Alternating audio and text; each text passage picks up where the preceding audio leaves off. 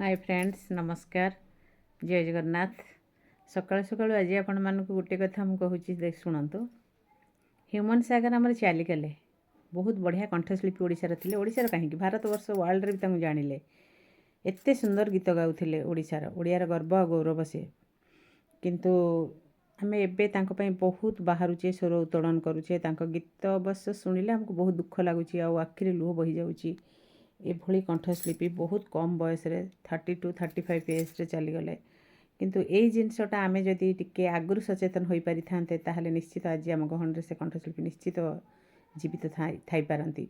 जिते family disturbance होता आम जदि निश्चित भाव में श्रेया मैडम को किसी बुझे थांते किसी समय काढ़ी किंबा आमर सोहन बाबू को बहुत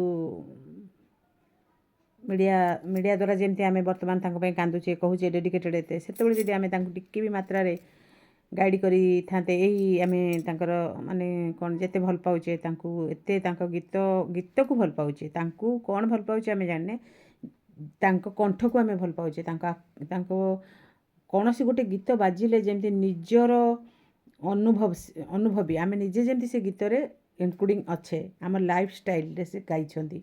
प्रतिदिन आम आम लाइफ रे जहाँ सब आसी जाए से सब जिनस को से आधारित करी गाई। तेणु गीतटा को शुणिले लगे जमी आम लभर आम ठार दूर हो जाऊँगी कि आम क्या गोटे भल पाते किए चली जाए आम हारासमेंट हो जाए।